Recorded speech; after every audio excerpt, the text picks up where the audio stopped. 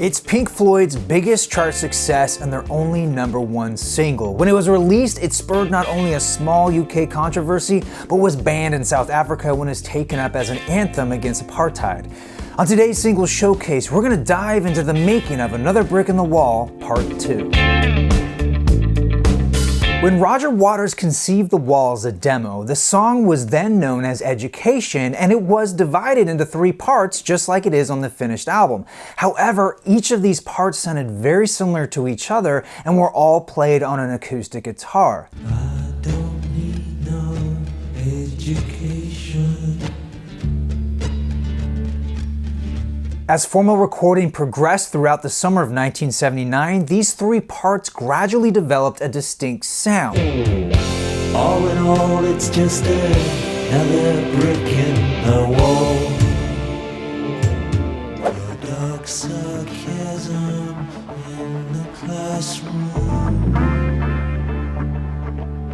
I don't need your hands to hold me down, down, down, down. When it came time to work on Part 2, producer Bob Ezrin had a great idea. He just got back from New York where he was supervising a recording of Michael Kamen's orchestral parts for the album. They were at Columbia Studios, and just down the hall was the disco group Chic, and he had this brilliant idea. He had always wanted to produce a disco song, and he thought, this is my ticket. This is how we're gonna make Part 2 stand out from the other 2 parts. In fact, according to drummer Nick Mason, they recorded this song in true disco fashion, really emphasizing the drums and the bass and adhering to 100 beats per minute for the time signature. We don't need no thought control.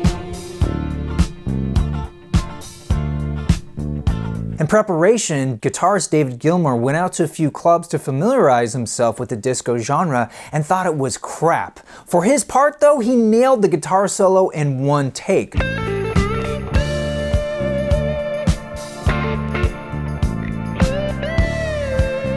Once Bob heard the disco version, he was convinced the song could be a hit, but since it was only 1 verse and 1 chorus, it was too short to release as a single. Roger was adamantly opposed to making it longer, citing it wasn't his objective to make singles, it wasn't the point of what they were doing. Bob was determined, however, waiting until everyone went home for the evening and set out to edit together a longer version of the song, essentially doubling it by tacking on a copy of the verse and chorus with a drum fill to connect the 2. To Bob's surprise, Roger liked this version, but it still needed something to punch it up at the end, as the vocals were literally just copy and pasted over from the beginning of the song.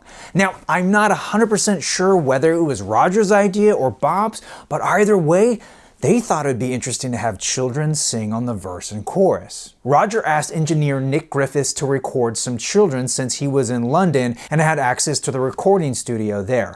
Originally, Roger wanted just a few kids singing some lines from the song in various attitudes, but Nick suggested a choir of children. Roger agreed, but stressed getting just a few kids singing the lyrics as well. Nick went over to the nearest school and struck a deal with the head of music, Alam Renshaw. In exchange for the school choir to sing on the record, the school orchestra would get free recording time at Pink Floyd's London studio.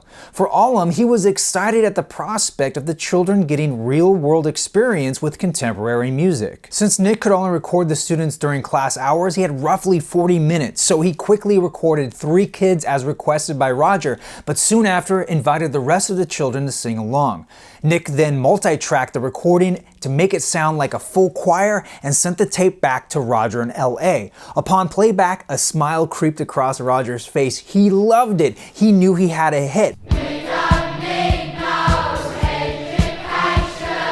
Then on the 16th of November, Pink Floyd released the song as a single, and immediately it started to gain traction on the radio.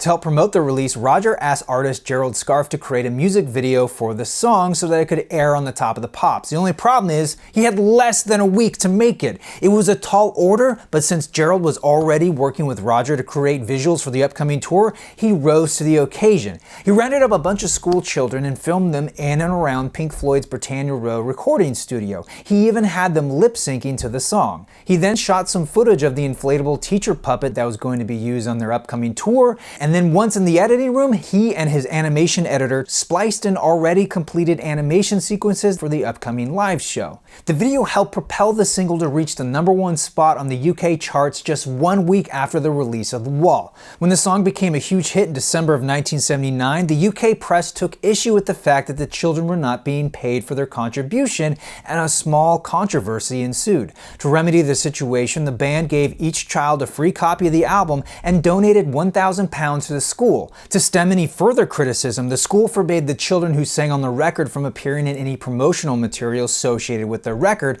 which is why they weren't in the music video. I think the main issue wasn't that it looked like a big rock band was taking advantage of children, but it was the fact that the school where the kids were from had a rather poor academic record.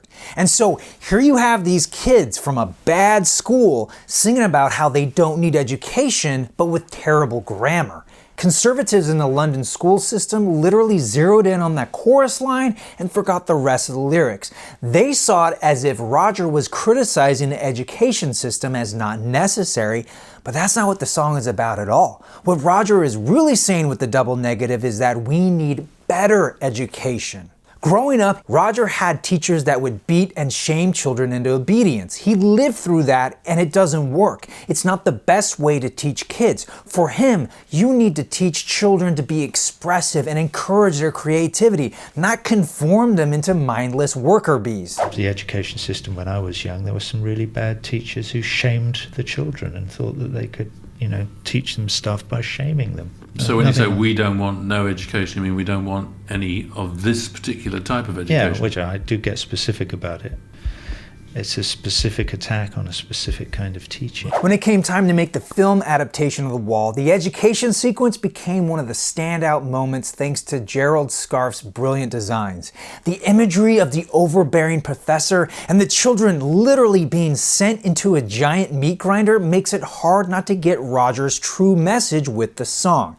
And I'm sure that scene alone helped Roger to earn a British Academy Award for Best Original Song in 1983. Well, that is the story of how Another Brick in the Wall was made. I want to thank you all for watching. I'm your Vinyl Geek, and I'll catch you on the flip side.